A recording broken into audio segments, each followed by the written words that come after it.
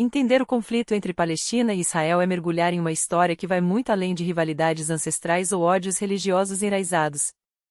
Essa visão simplista, além de distorcer a realidade, nos afasta das verdadeiras causas que moldaram um dos embates mais complexos do século XX.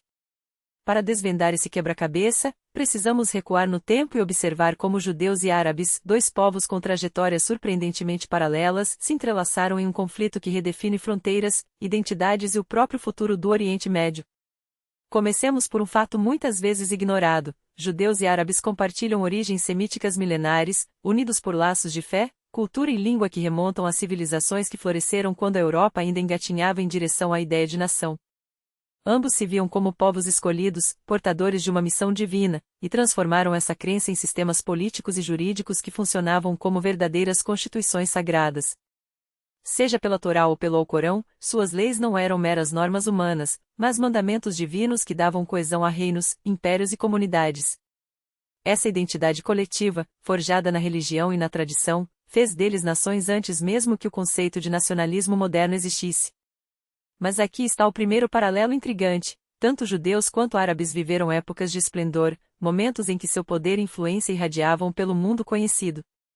Para os judeus, foi o período dos reinos de Davi e Salomão; para os árabes, a era do califado omíada e abássida, quando Bagdá e Damasco eram faróis do conhecimento.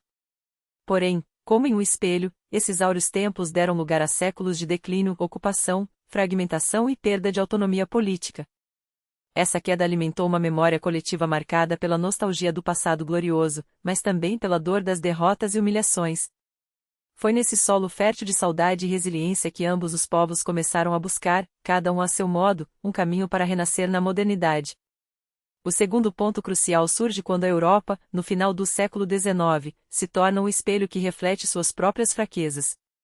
Para judeus e árabes, o contato com o Ocidente não foi apenas um choque cultural, mas uma ameaça existencial.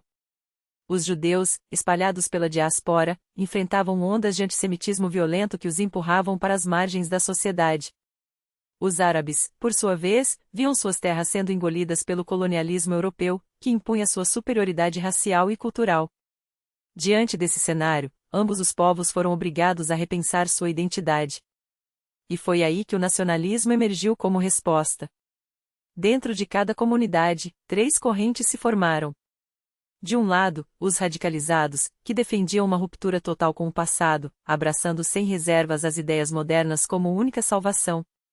Do outro, os tradicionalistas, que enxergavam qualquer mudança como uma traição à vontade divina, um risco de perder a essência que os mantinha unidos por séculos. Entre eles, os moderados, talvez os mais visionários, buscavam um meio-termo: absorver o que a Europa tinha de melhor sem abandonar suas raízes, resgatando o espírito dinâmico de suas leis sagradas, que, segundo acreditavam, havia sido distorcido pelo tempo e pelo dogmatismo. Esse debate interno, no entanto, ganharia contornos dramáticos quando judeus e árabes se encontraram face a face na Palestina. No final do século XIX, os primeiros sionistas começaram a chegar à região, muitos deles passando por cidades árabes como Beirute a caminho da Terra Prometida. Inicialmente, houve tentativas de diálogo. Colonos judeus estabeleciam relações com camponeses palestinos, comerciantes e latifundiários, enquanto líderes de ambos os lados sondavam possibilidades de convivência. Alguns árabes, aliás, já alertavam desde cedo para o perigo de um projeto sionista que, em sua visão, ameaçava a identidade nacional palestina. Essas vozes, no entanto, foram abafadas por um otimismo frágil, a crença de que um entendimento ainda seria possível. Mas a realidade se encarregaria de provar o contrário. À medida que a imigração judia crescia e as tensões se avolumavam, os protestos árabes ganhavam força. A Primeira Guerra Mundial não apenas aceleraria esse processo como revelaria uma verdade inconveniente: os interesses sionistas e o nascente nacionalismo palestino eram, na prática, incompatíveis. O que começou como encontros esporádicos entre duas culturas logo se transformaria em um conflito por terra, poder e sobrevivência, um legado que, mais de um século depois, ainda define o destino de milhões. Nos primeiros anos, foram justamente as organizações árabes e os líderes sionistas que deram os primeiros passos em direção a um diálogo, movidos por uma crença surpreendente, a de que judeus e árabes compartilhavam aspirações semelhantes e poderiam forjar uma aliança mutuamente benéfica. Havia até quem enxergasse uma simetria histórica entre os dois povos na Palestina do século XIX, ambos marcados por diásporas, perseguições e o sonho de um lar. Mas a realidade era muito menos poética. A Palestina daquela época não era um centro político vibrante, mas uma terra de incerteza e perigo, onde a administração otomana, corrompida e ineficaz, deixava a população à mercê do caos. A economia desmoronava, a fome assolava regiões inteiras, e a falta de segurança paralisava o comércio, empurrando milhares para a miséria. Não por acaso, a população local mal chegava a 300 mil habitantes na segunda metade do século XIX, muitos menos do que em períodos anteriores. A estrutura agrária agravava ainda mais o cenário. Embora alguns camponeses possuíssem suas terras, a maioria trabalhava em propriedades de ausentistas, endividados até o pescoço por um sistema que passava a dívida de geração em geração como uma maldição. Sem um setor econômico moderno, sem uma classe média profissional ou burocrática, a Palestina permanecia presa a um modelo quase feudal, onde lealdades se baseavam em relações de patronato e clientelismo. Não surpreende, portanto, que as tentativas de Muhammad Ali de despertar o nacionalismo palestino tenham fracassado quando o Egito invadiu a região nos anos 1830. Em um território marcado pela pobreza, pela lei do mais forte e pela instabilidade, ideais políticos simplesmente não encontravam solo fértil. Só com as reformas do sultão Abdulhamid II, entre 1876 e 1909, a Palestina começou a vislumbrar uma mudança. O governo otomano finalmente agiu contra os saques dos beduínos, estabilizando a segurança e permitindo que mais terras fossem cultivadas, tanto por pequenos agricultores quanto por latifundiários ausentes, muitos dos quais viviam fora do país. O cultivo de cítricos floresceu, as rotas comerciais se expandiram, e projetos como a estrada entre Jerusalém e Jaffa e a ferrovia que ligava Acre a Damasco transformaram a mobilidade e a economia local. A vida melhorou, ainda que timidamente. Até mesmo uma pequena migração de árabes da Síria do Norte foi registrada, sinal de que a região, afinal, não estava imune às transformações da modernidade. A Palestina, embora atrasada em relação a centros como Cairo ou Beirute, começava a sentir os ventos de mudança que sopravam pelo Oriente Médio, ventos que, mais tarde, trariam tempestades. Foi nesse contexto que surgiram os primeiros sinais de um nacionalismo árabe-palestino, ainda embrionário, mas já inquieto. Jornais, associações políticas e sociedades secretas brotavam, ecoando um despertar árabe que ganhava força em outras partes do Império Otomano. Um exemplo era na Dial Arabi Al-Fatah, Sociedade da Juventude Árabe, baseada em Beirute, composta por cerca de 100 estudantes cujos ideais misturavam defesa dos direitos árabes, pansirianismo e uma crescente desconfiança em relação ao sionismo. Enquanto isso, nas colônias judias, as relações com os árabes locais eram, a princípio, funcionais. Conflitos existiam, mas geralmente decorriam da insegurança geral, roubos, disputas por água ou terra e não de uma hostilidade estrutural. Quando os árabes perceberam que expulsar os assentamentos sionistas seria quase impossível, estabeleceu-se o modus vivendi, uma coexistência pragmática, muitas vezes até colaborativa. Afinal, nas colônias judias, o número de trabalhadores árabes chegava a ser 2 ou 3 vezes maior que o de judeus. No entanto, esse equilíbrio frágil começava a rachar. A elite árabe palestina, especialmente em cidades como Jerusalém, via com preocupação a imigração judia e a compra de terras. Seus receios não eram abstratos, temiam a concorrência econômica e os privilégios concedidos aos estrangeiros, incluindo os judeus europeus, que, graças às capitulações otomanas, gozavam de proteções legais negadas aos súditos locais.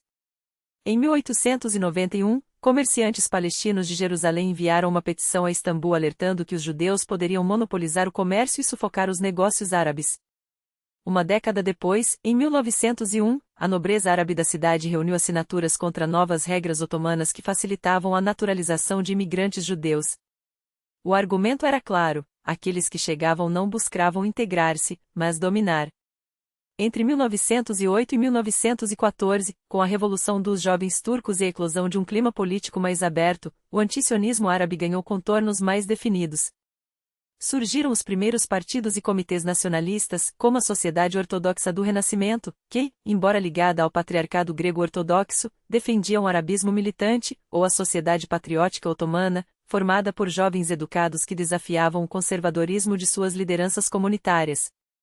Essas organizações, embora frágeis e efêmeras, revelavam uma verdade incontornável: a Palestina já não era uma terra passiva. Seus habitantes, antes dispersos e resignados, agora liam jornais, debatiam em cafés e assinavam abaixo-assinados. O nacionalismo ainda não tinha a força que ganharia depois da Primeira Guerra, mas suas sementes já germinavam e o solo, fertilizado pela desconfiança mútua, prometia uma colheita amarga. Os judeus, por sua vez, não ignoravam o crescimento da hostilidade. Alguns, como os membros do Poale Zion, tentavam construir pontes, argumentando que a imigração judia poderia trazer progresso econômico para todos. Outros, mais realistas, percebiam que o tempo da coexistência pacífica estava se esgotando. A cada compra de terra, a cada novo assentamento, a resistência árabe se tornava mais organizada. Não era mais questão de saques esporádicos ou rivalidades locais, mas de um conflito em gestação, um conflito que, em poucas décadas, redefiniria não apenas a Palestina, mas o próprio século XX. Enquanto os colonos judeus erguiam suas próprias instituições, insistindo na preservação da língua hebraica, da cultura e de uma identidade nacional distinta, a Palestina se transformava em um campo minado de tensões não declaradas. É inegável que, nos anos que antecederam a Primeira Guerra, tanto a mobilização política árabe quanto a oposição ao sionismo ganharam força. No entanto, seria um erro superestimar o alcance ou a coerência desses movimentos. As vozes que emergiam, embora mais audíveis, raras vezes conseguiram transcender os discursos retóricos para enfrentar os desafios concretos que afligiam a sociedade palestina. As propostas de reforma, sejam elas econômicas, educacionais ou jurídicas, eram, na melhor das hipóteses, tímidas e fragmentadas.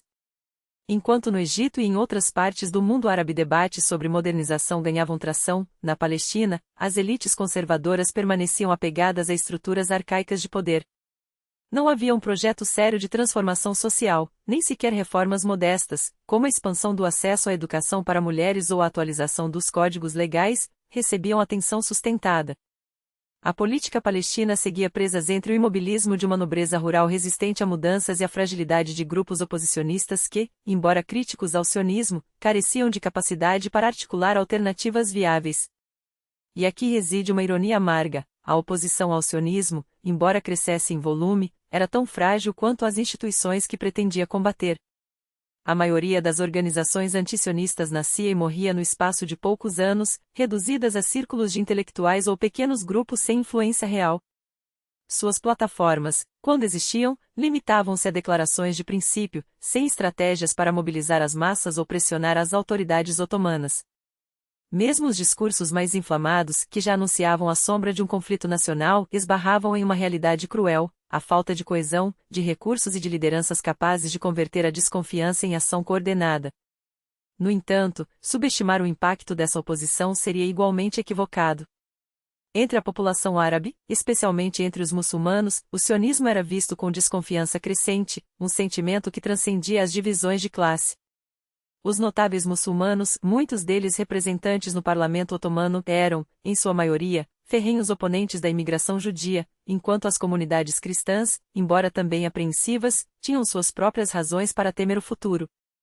Para os ortodoxos gregos, por exemplo, a maior ameaça não vinha necessariamente dos judeus, mas do crescente nacionalismo árabe, que poderia minar seu status como minoria protegida pelas potências europeias. Seus líderes, mais preocupados em preservar privilégios seculares do que em abraçar causas nacionais, muitas vezes viam no declínio otomano uma oportunidade para buscar a tutela estrangeira, não a independência. Enquanto isso, do lado sionista, a percepção do problema árabe oscilava entre a negligência e o otimismo ingênuo. Figuras como Theodor Herzl e Max Nordau acreditavam piamente que os benefícios materiais trazidos pelos colonos judeus, empregos, infraestrutura, avanços agrícolas, eventualmente convencariam os árabes de que a coexistência não apenas era possível, mas desejável. Para eles, a Palestina do futuro seria um farol de progresso, onde a superioridade técnica e organizacional do sionismo absorveria, pacificamente, as populações locais. Essa visão, é claro, ignorava convenientemente as dinâmicas de poder em jogo. A terra não era um bem abstrato, e a identidade não se dissolvia em trocas econômicas. Apenas após a Revolução dos Jovens Turcos, quando o nacionalismo árabe começou a ganhar contornos mais definidos, é que alguns líderes sionistas, como Arthur Rupin, diretor do escritório palestino em Jaffa, foram obrigados a reconhecer que a hostilidade não era um fenômeno passageiro. Os distúrbios não eram mais incidentes isolados, mas sinais de uma resistência organizada, alimentada por um sentimento que ia além da rivalidade por recursos, a percepção de que o sionismo representava uma ameaça existencial. Rupin, mais lúcido que muitos de seus pares, compreendeu que a estratégia de ignorar ou minimizar o descontentamento árabe era insustentável. Sob sua direção, o escritório palestino tornou-se um centro de esforços para gerenciar a crise, combinando táticas pragmáticas com gestos simbólicos. Uma de suas iniciativas foi incentivar os colonos judeus a adquirirem terras de baixa produtividade para os árabes, argumentando que isso reduziria os atritos. Ao mesmo tempo, Rupin defendia a criação de laços pessoais entre judeus e líderes árabes não por idealismo, mas por cálculo político. Sabia que, sem o apoio, ou pelo menos a neutralidade, das elites locais, o projeto sionista estaria fadado a enfrentamentos constantes. Por isso, promovia a aprendizagem do árabe entre os colonos, financiava clínicas médicas para a população local e até mesmo estendia créditos a agricultores árabes, tudo em nome de uma cooperação estratégica. Em 1912, o escritório criou um departamento de imprensa dedicado a monitorar a mídia árabe, traduzir artigos e analisar o discurso antisionista, na tentativa de antecipar e neutralizar narrativas hostis. Mas mesmo esses esforços, embora mais realistas que a arrogância de seus predecessores, esbarravam em limites estruturais. A desconfiança era profunda demais para ser dissipada por gestos pontuais. E enquanto Rupin e seus aliados tentavam construir pontes, outros setores do movimento sionista, especialmente na Europa, continuavam a tratar a questão árabe como um obstáculo secundário, um detalhe a ser resolvido com o tempo. A ilusão de que o progresso material bastaria para apaziguar os ânimos persistia, mesmo quando os sinais de que o conflito era inevitável se multiplicavam. A Palestina, afinal, já não era mais um território em disputa apenas entre colonos e camponeses, mas um palco onde se chocavam duas narrativas nacionais irreconciliáveis e o mundo ainda não havia compreendido o preço que isso custaria. A guerra se aproximava, e embora não houvesse uma resposta unificada dentro do movimento sionista sobre como lidar com a questão árabe, uma coisa era inegável: os judeus, especialmente aqueles estabelecidos no Ishuv, estavam plenamente cientes das demandas e do descontentamento árabe. Não se tratava de ignorância, mas de um cálculo estratégico. As lideranças sionistas, divididas entre pragmatismo e idealismo, debatiam febrilmente as consequências de suas ações para o projeto nacional. Alguns, percebendo a escalada da tensão após a Revolução dos Jovens Turcos, tentaram construir pontes, advogando por um relacionamento mais sensível com a população árabe. Sonhavam, ingênua ou obstinadamente, com a possibilidade de transformar a Palestina em uma terra onde dois povos, cada um com sua identidade negociável, pudessem, lado a lado, forjar um futuro compartilhado. Mas a realidade era muito menos poética. A Primeira Guerra Mundial arrasou a região como um furacão. Os otomanos, em sua paranoia repressiva, não fizeram distinção entre nacionalistas árabes e líderes sionistas. Ambos foram presos, alguns executados, outros exilados ou jogados em masmorras. A atividade política árabe foi sufocada à força, enquanto o Ishuv judeu, já fragilizado, viu-se à mercê da fome. A máquina de guerra otomana, sedenta por recursos, confiscou colheitas, requisitou gado, derrubou florestas para lenha e recrutou à força dezenas de milhares de camponeses árabes, deixando os campos abandonados e as famílias à beira da inanição. Quando as tropas britânicas finalmente assumiram o controle da Palestina na primeira metade de 1918, o que encontraram foi um território em ruínas, cidades e vilarejos esvaziados, uma população esquelética, e uma terra que, após séculos de negligência imperial, agora clamava por ordem e sobrevivência. O desafio imediato era logístico: como alimentar uma população faminta e reorganizar uma economia destruída.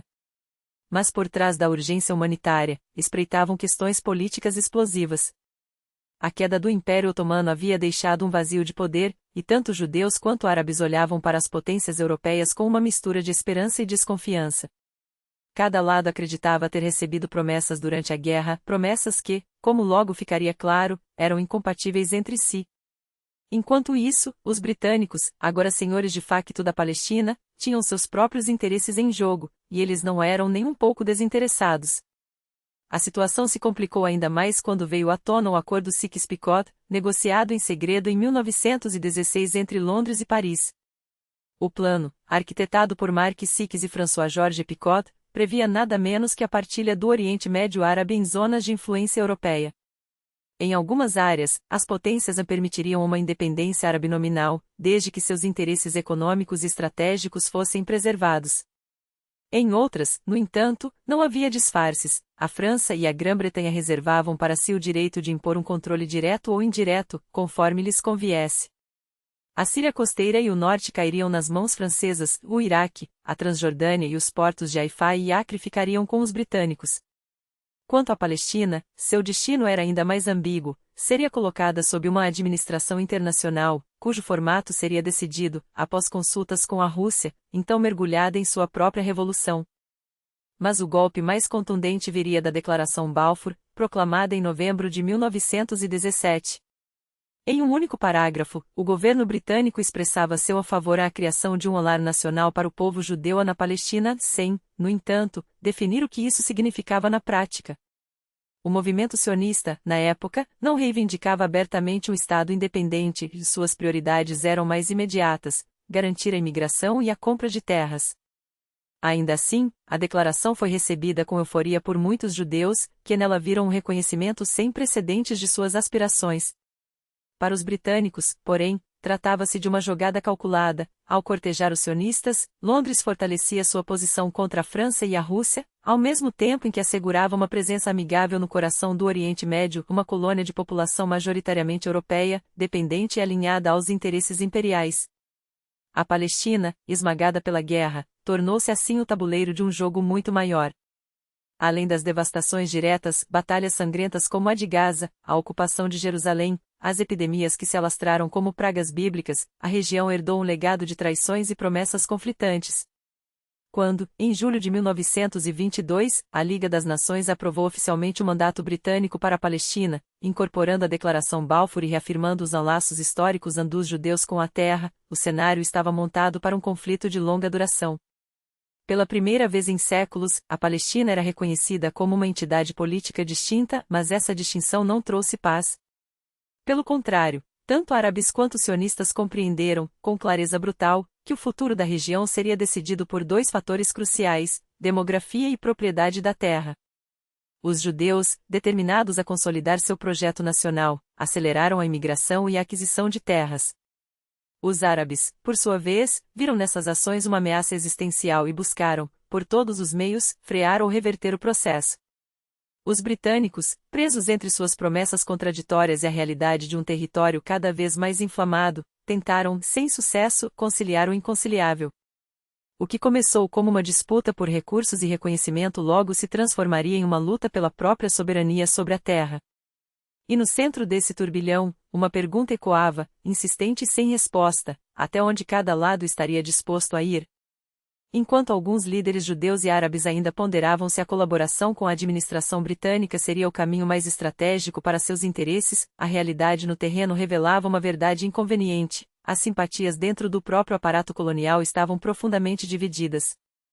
Durante os anos 1920, a maioria das autoridades locais britânicas na Palestina, especialmente os militares, inclinava-se, não por acaso, para o lado dos árabes palestinos, cujas reivindicações ressoavam com maior urgência em seus relatórios. Já em Londres, o governo de Sua Majestade, pressionado por lobbies sionistas e por promessas históricas como a Declaração Balfour, adotava uma postura ambígua, oscilando entre o apoio ao projeto nacional judeu e a necessidade de acalmar os ânimos árabes. O mandato britânico, apesar de sua retórica de neutralidade, operava assim sob uma contradição fundamental: administrar um território onde suas próprias fileiras estavam cindidas entre lealdades conflitantes. Não que a gestão britânica fosse ineficaz. Pelo contrário, nos primeiros 9 anos do mandato, o governo colonial implementou reformas administrativas, desenvolveu infraestrutura e manteve uma fachada de ordem que, à primeira vista, poderia passar por estabilidade. Mas a calma era ilusória. Sob a superfície, as tensões se acumulavam como lava sob uma crosta fina. A incompatibilidade entre os objetivos nacionais árabes e sionistas não era um mero detalhe político, era uma falha tectônica. Dois povos, dois destinos, dois projetos de futuro irreconciliáveis, condenados a colidir em um mesmo espaço geográfico. As questões da imigração, da propriedade da terra e do controle sobre os recursos não admitiam meios termos. Para os sionistas, cada concessão era uma traição ao sonho de um lar nacional; para os árabes palestinos, cada avanço judeu era uma usurpação irreversível. A Palestina não caminhava para um conflito, ela já estava imersa nele, mesmo que a violência aberta ainda se manifestasse em surtos esporádicos. E aqui reside a tragédia: nem a boa vontade de alguns comissários britânicos, nem os apelos idealistas por uma nacionalidade binacional, nem mesmo as relações pessoais cordiais entre judeus e árabes em nível local conseguiram alterar essa trajetória. As comunidades evoluíam em paralelo, mas não em sintonia. Cada passo dado por um lado era interpretado pelo outro como uma ameaça existencial. Os árabes palestinos, testemunhando a expansão das colônias judias e a compra sistemática de terras, viam seu futuro sendo erodido. Os judeus, por sua vez, enfrentando restrições crescentes e a hostilidade árabe, reforçavam suas instituições autônomas como única garantia de sobrevivência. Esse fenômeno, que estudiosos chamariam mais tarde de a sociedade dupla, não nasceu com o mandato britânico, mas foi acelerado por ele. A segmentação era total, cultural, econômica, política. Quartos judeus surgiam em cidades e vilas, primeiro no campo, depois nos centros urbanos, como ilhas em um mar árabe. A economia se dividia, as instituições, também. O que poderia ter sido uma teia de interesses compartilhados transformou-se em dois sistemas feitos para nunca se tocar. A ironia é que, enquanto Yishuv, a comunidade judia na Palestina, crescia em organização e autonomia, criando departamentos para imigração, educação, saúde e colonização que funcionavam quase como um Estado dentro do Estado, sua relação com os britânicos se deteriorava. Londres, atolada em promessas impossíveis de cumprir, respondia com medidas cada vez mais restritivas. A White Paper de 1939 foi o álibi perfeito, um documento que, em teoria, buscava equilíbrio, mas que, na prática, congelava a imigração judia e limitava a compra de terras justamente quando a Europa ardia sob o nazismo. Para os sionistas, era uma sentença de morte disfarçada de diplomacia. Para os árabes palestinos, uma vitória pírrica, afinal, as restrições não apagavam décadas de avanço judeu nem impediam que a demografia mudasse a seu favor. A guerra, porém, traria uma virada inesperada. Quando a Grã-Bretanha declarou guerra à Alemanha em 1939, o Yishuv enfrentou um dilema cruel: como conciliar a luta contra o nazismo com a resistência ao White Paper? A resposta veio em forma de compromisso tático. David Ben-Gurion, então líder da agência judaica, resumiu a posição com uma frase que ecoaria na história: devemos lutar contra a White Paper como se não houvesse guerra, e lutar na guerra como se não houvesse White Paper. Mais de 136 mil judeus palestinos alistaram-se voluntariamente nas forças britânicas, um número desproporcional à população judia local. Eles serviram como soldados, enfermeiros, tradutores e até em unidades de combate, enquanto, nos bastidores, a pressão por uma força judia autônoma crescia. Em 1944, após anos de adiantamentos e recuos, Londres finalmente cedeu à criação da Brigada Judaica, uma unidade simbólica de 5.000 homens que, apesar de subordinação britânica, hasteava a bandeira azul e branca do sionismo. Mas a guerra também expôs as fraturas do projeto colonial. Enquanto judeus palestinos morriam nos campos de batalha da Europa, os britânicos continuavam a bloquear a entrada de refugiados judeus na Palestina, mesmo quando esses refugiados eram sobreviventes do Holocausto. Navios como o Exodus, carregados de homens, mulheres e crianças que haviam escapado do inferno nazista, eram interceptados e seus passageiros devolvidos à Europa, como se o mar Mediterrâneo fosse uma fronteira moral intransponível. Cada incidente assim não apenas radicalizava o Yishuv como também revelava ao mundo a hipocrisia de um império que, enquanto combatia o fascismo, negava abrigo às suas vítimas. E assim, enquanto a Segunda Guerra chegava ao fim, a Palestina já estava em chamas. As instituições criadas pelo Yishuv, seus conselhos locais, suas milícias como a Haganah, seus sistemas de educação e saúde não eram mais experimentos de autogoverno. Eram os alicerces de um Estado em formação. Os britânicos, por sua vez, viam-se presos em um jogo que não podiam mais controlar, entre a lealdade aos árabes, a dívida histórica com os judeus e o esgotamento de seu próprio império. A White Paper falhara. As restrições à imigração e à terra não acalmaram os ânimos, apenas adiaram o inevitável. E quando os canhões da guerra na Europa silenciaram, outro conflito já se anunciava no horizonte, mais próximo e mais brutal. A questão já não era se haveria uma confrontação final, mas quando e a que custo. O Holocausto havia reduzido a população judia da Europa a menos de 40% de seu número original, uma devastação tão profunda que transformou o sionismo de um ideal nacional em uma questão de sobrevivência urgente. Não se tratava mais de construir uma utopia baseada em leis e valores judeus, mas de salvar o que restava de um povo à beira do extermínio. A Conferência de Bilmory, em 1942, não foi um debate ideológico, foi um grito de socorro. Seus participantes não pediram permissão, exigiram ação. As portas da Palestina deviam ser escancaradas. A agência judaica deveria assumir o controle da imigração e receber plenos poderes para preparar a terra, ocupando suas regiões desérticas e abandonadas, transformando-as em refúgio. A meta não era mais um lar nacional sob mandato britânico, mas um Estado judeu soberano, integrado à nova ordem democrática que surgiria das cinzas da guerra. Mas enquanto os judeus da Europa ainda agonizavam nos guetos e campos, horrores que o mundo mal conseguia imaginar, o sionismo já se dividia. De um lado, os que advogavam pela força, convencidos de que apenas a resistência armada garantiria um futuro.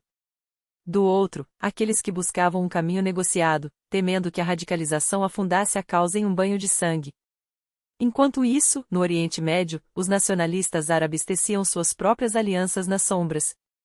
Em 1941, uma delegação palestina, liderada pelo Grão-Mufti de Jerusalém, encontrou-se secretamente com Hitler em Berlim. Os termos do acordo eram claros: os inimigos comuns, britânicos, judeus e comunistas, deviam ser esmagados. Não há diferença entre o capitalismo inglês e o comunismo soviético, declarou Fourier, ambos são bastiões do poder judeu. E prometeu, quando as divisões alemãs marchassem sobre o Oriente Médio, seu primeiro ato seria liquidar o elemento judeu sob proteção britânica na Palestina e nos países árabes. Essa cumplicidade sinistra não ficou sem consequências. Dentro da Palestina, o movimento nacionalista árabe ganhou um novo fôlego, alimentado pelas promessas de independência que ecoavam pelo mundo árabe. A hipocrisia das potências coloniais era evidente: enquanto pregavam o direito à autodeterminação na Europa, negavam-no às colônias.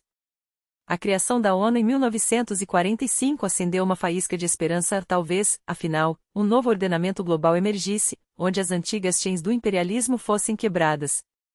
Os sinais estavam lá, na Síria e no Líbano, onde a Grã-Bretanha, em um gesto calculado, expulsou os franceses e forçou a independência desses países em 1946. O movimento foi estratégico, Londres recuperava prestígio aos olhos dos árabes, mas, sem querer, avivava suas expectativas. Se Damasco e Beirute haviam se libertado, por que não Jerusalém? A pressão era insustentável. Em novembro de 1947, a ONU aprovou a partilha da Palestina, um Estado judeu, um Estado árabe, Jerusalém internacionalizada. A decisão não o apaziguou e inflamou. Para os judeus, era a chance de um lar após milênios de perseguição. Para os árabes, uma traição, um roubo de terra sancionado por estrangeiros. Os britânicos, exaustos e desmoralizados, anunciaram sua retirada para maio de 1948. O que se seguiu não foi uma transição, mas uma explosão. Milícias judias e árabes começaram a se enfrentar em emboscadas e massacres. Quando, em 14 de maio, David Ben-Gurion declarou a independência de Israel, 5 exércitos árabes, Egito, Jordânia, Síria, Iraque e Líbano, cruzaram as fronteiras no dia seguinte. Seu objetivo oficial?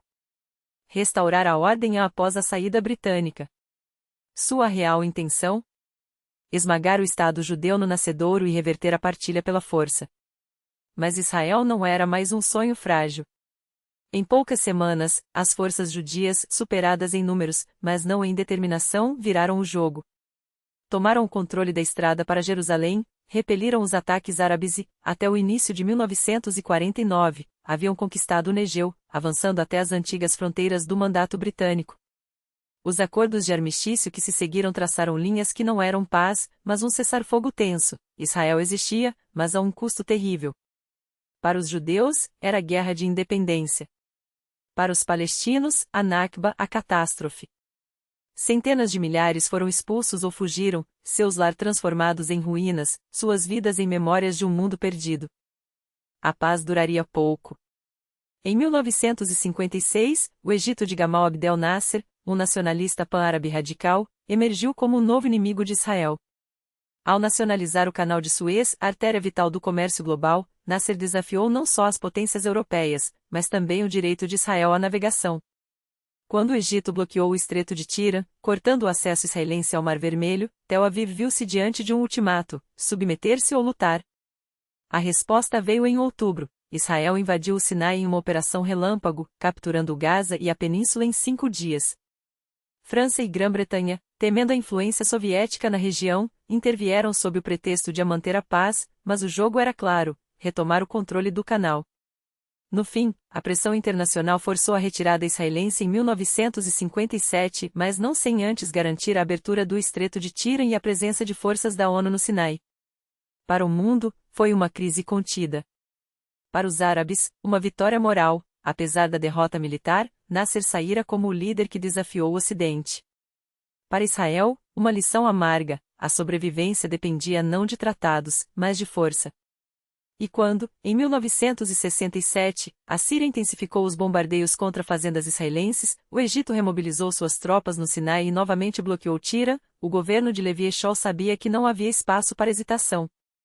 Em 5 de junho, a Força Aérea Israelense lançou um ataque surpresa que destruiu a aviação egípcia ainda no chão. Em 6 dias, Israel esmagou 3 exércitos árabes, conquistou a península do Sinai, a faixa de Gaza, a Cisjordânia e, pela primeira vez em 2000 anos, reunificou Jerusalém sob seu controle. A vitória foi estonteante. Mas, como toda guerra no Oriente Médio, não trouxe paz, apenas um novo capítulo de ódio e desconfiança. Os árabes, humilhados, juraram vingança. Israel, eufórico, acreditou que sua invencibilidade era garantida. Até que, em 1973, no dia mais sagrado do judaísmo, o Yom Kippur, o Egito e a Síria lançaram um ataque coordenado que pegou as forças de defesa de Israel de surpresa. Desta vez, os árabes lutaram com uma ferocidade inédita. Desta vez, o preço em sangue foi alto. E desta vez, o mundo entenderia que, naquela terra antiga e disputada, nenhuma vitória é definitiva e nenhuma paz, duradoura. Mas a resiliência israelense mais uma vez se revelou. Apesar das perdas iniciais devastadoras, as Forças de Defesa de Israel, FDI, reorganizaram suas fileiras com uma determinação que só quem luta pela própria sobrevivência conhece. Em poucas semanas, o cenário de guerra se inverteu. Os tanques israelenses atravessaram o Canal de Suez, adentraram o território sírio e cercaram a 3ª divisão do exército egípcio, uma manobra ousada que deixou o mundo boquiaberto. O Egito, que havia celebrado suas vitórias iniciais com euforia, viu-se agora enredado em sua própria armadilha. Ainda assim, uma sombra pairava sobre Israel. As fortificações ao longo do canal, outrora símbolos de invulnerabilidade, jaziam em ruínas, demolidas pelos egípcios nos primeiros dias do conflito. A guerra, que se estendeu pelo sagrado mês do Ramadã, terminou oficialmente em 26 de outubro, mas suas cicatrizes demorariam décadas para sarar. O cessar-fogo com o Egito foi assinado em 11 de novembro, seguido por um acordo de desengajamento em janeiro de 1974, que forçou Israel a recuar para o oeste dos passes de Mitla e Gidi, no Sinai.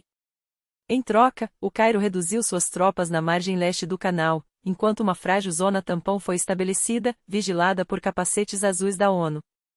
Mas foi apenas em 26 de março de 1979 que a história tomaria um rumo inesperado. Israel e Egito, inimigos jurados por 3 décadas, assinaram um tratado de paz histórico. Pela primeira vez, um país árabe reconhecia oficialmente o direito de Israel existir. Em troca, Jerusalém devolveu cada centímetro do Sinai, um gesto que muitos israelenses viram como um sacrifício doloroso, mas necessário. As relações diplomáticas foram normalizadas, e o mundo assistiu, incrédulo, ao nascer de uma aliança improvável entre antigos adversários. Porém, a calma era ilusória. Em 1982, a tensão entre israelenses e palestinos explodiu em uma guerra que redefiniria o Oriente Médio. A faísca veio do Líbano, onde a Organização para a Libertação da Palestina, OLP, transformará o sul do país em uma fortaleza. Em 5 de junho, menos de uma semana após a retirada israelense do Sinai, a artilharia de Israel bombardeou Beirute e o sul libanês. No dia seguinte, as tropas israelenses invadiram o Líbano em uma operação relâmpago. Em 9 dias, alcançaram as portas de Beirute, cercando a cidade e forçando a OLP a uma rendição humilhante. O mundo assistiu, horrorizado, aos bombardeios implacáveis sobre a parte ocidental da capital libanesa, até que, após meses de negociações e pressões internacionais, os combatentes palestinos foram evacuados. Israel, vitorioso mas isolado, retirou suas tropas de Beirute Oeste em setembro. Até junho de 1985, a última unidade israelense deixou o Líbano, mas a semente de um novo conflito já havia sido plantada. 4 anos depois, em 2006, o Hezbollah, a milícia xiita apoiada pelo Irã, desafiou Israel de maneira ainda mais ousada. Em julho, seus combatentes cruzaram a fronteira, mataram 8 soldados israelenses e sequestraram outros 2. A resposta foi imediata e brutal. Israel lançou uma ofensiva aérea e terrestre sobre o sul do Líbano, determinada a esmagar o Hezbollah e resgatar seus homens. Por 34 dias, o Líbano ardeu. Mais de 1.000 libaneses morreram, 1 milhão foram deslocados, e bairros inteiros viraram escombros. Embora o Hezbollah tenha sido duramente atingido, sua capacidade de resistir a uma das forças militares mais poderosas do mundo lhe granjeou um prestígio sem precedentes no mundo árabe. Quando o cessar-fogo entrou em vigor, nenhuma das partes pôde aclamar vitória absoluta, mas ambas sabiam que a próxima rodada era apenas uma questão de tempo. E então chegou 7 de outubro de 2023. Enquanto escrevo estas palavras, às 16h16, o mundo ainda tenta absorver o choque do ataque mais mortal sofrido por Israel em décadas. O Hamas, grupo que controla a faixa de Gaza, lançou uma ofensiva coordenada, rompendo barreiras tidas como impenetráveis, massacrando civis e sequestrando reféns. Mais uma vez, a ilusão de segurança desabou.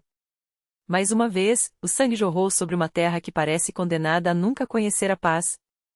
A história, como sempre, se repete, mas desta vez, com uma crueldade que até os mais céticos temem ser o prelúdio de algo muito pior.